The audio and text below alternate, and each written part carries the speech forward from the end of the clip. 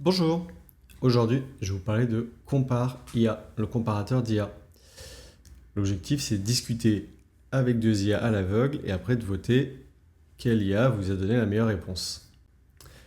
C'est un projet qui est porté par le ministère de la Culture et la République française, entre autres au travers de Betagouv et d'ailleurs le code source de ce logiciel, de cet outil, est disponible en libre accès sur GitHub. Je mettrai le lien dans la description de la vidéo.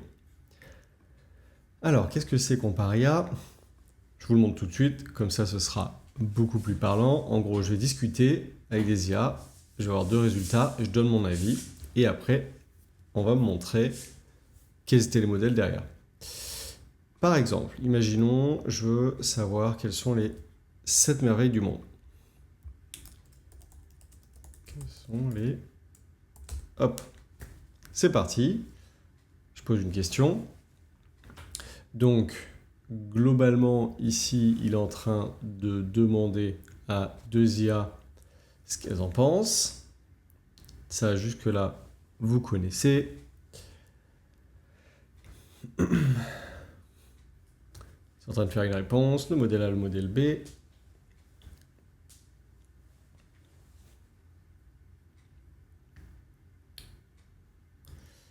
Magnifique. Alors, du coup, à partir de là, grosso modo, on lit la réponse, les 7 merveilles, gna gna gna, la pyramide de Khéops, Jardin de Babylone, Moseley, Colosse de Rhodes, phare d'Alexandrie. Oui, ça me paraît bon, les 7 merveilles du monde. Jardin suspendu, Zeus, Temple d'Artémis, Moseley, Colosse de Rhodes, phare. Ok. En complément, d'autres listes sont souvent citées, les nouvelles 7 merveilles. Ok. Bon, globalement, moi j'avais juste demandé quelles sont les 7 merveilles du monde. Je trouve que les deux répondent bien. Je dirais que celui-là, plus en forme claire. Et puis, lui, on va dire utile, parce qu'il a un petit peu plus d'éléments. Ici, les deux me semblent honnêtement équivalents. Ok, donc, ici, on a une explication de quel était le modèle derrière chaque réponse.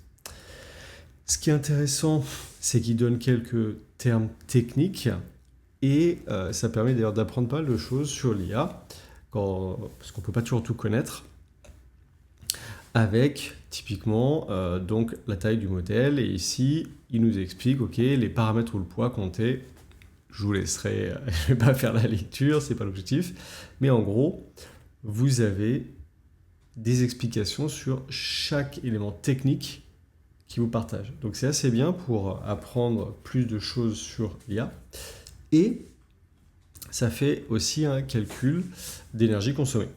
Donc ça c'est assez intéressant, ça permet de remettre aussi en perspective le fait que même si c'est un chat derrière, ça consomme de l'IA. Il donne des équivalents aussi CO2, etc. Avec en gros, si on avait, du coup, c'est ce qu'ils disent là, si tous les Français qui utilisent l'IA générative 48% avaient eu cette discussion, tous les Français 48%, on va dire qu'on est 70 millions, ça fait 35 millions de personnes qui posent la même question, et ben voilà, on aurait pu faire cuire 17 000 baguettes. Ça fait pas mal. Ok, on va faire une nouvelle discussion. Moi, ce que je me suis aperçu en faisant ça, c'est que typiquement, donc, ils utilisent des modèles propriétaires et des modèles open source, un peu de toute époque. Ça paraît genre une histoire hyper longue, mais il y en a certains qui, par exemple, ont été faits il y a 2-3 ans et donc ne sont pas forcément au courant de l'actualité. Alors, ça a été les 10 ans du Brexit, là, il n'y a pas longtemps. Donc, on peut peut-être demander quelle est la situation actuelle du Brexit. Hop, on va demander ça. Le temps qu'il résonne et compagnie. Ce qui est assez intéressant, c'est qu'ils expliquent tout le projet, pourquoi ils font ça. Donc bon, nous, c'est intéressant de pouvoir comparer des IA, mais pour eux, c'est aussi que derrière, ça permet de créer des jeux de données de préférence centrés sur les usages réels et surtout exprimés dans les langues européennes. Ce qu'ils expliquent, c'est qu'il y a un gros biais culturel et linguistique dans l'IA, puisque c'est souvent entraîné sur des jeux de données anglophones. Donc, ça ne reflète pas la majorité du monde.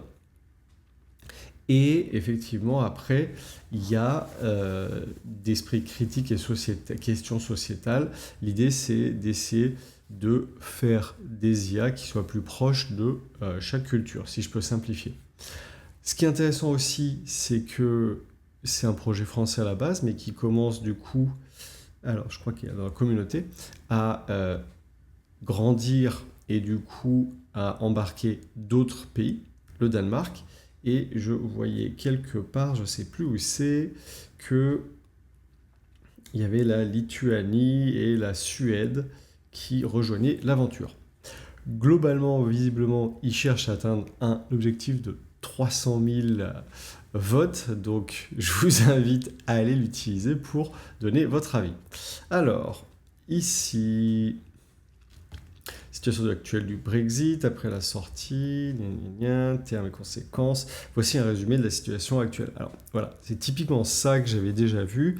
Le problème, c'est que certains modèles ont été entraînés il y a quelques années déjà et du coup n'ont pas connaissance de la situation actuelle et de où est-ce qu'on en est. On est en 2026. Starmer, il vient de donner sa démission, donc il y a pas mal d'informations qui sont manquantes. Ici, ok, lui, il a l'air d'être au courant que Starmer existe, enfin qu'il est Premier ministre. Donc celui-ci a l'air potentiellement un petit peu plus à jour. Donc c'est là où c'est un peu difficile finalement de juger un modèle contre un autre. Et du coup, ce qui est intéressant, méthodologie, c'est du coup ils expliquent ici la méthodologie qu'ils ont utilisée pour justement essayer de compenser ces biais et pouvoir vraiment comparer, disons, des choses comparables. Donc ils ne font pas juste un classement par taux de victoire, ils utilisent ce qu'ils appellent un classement de Bradley-Terry. Donc je vous laisserai lire, mais en gros, ils essaient de rééquilibrer un petit peu les scores grâce à, on va dire, des probabilités.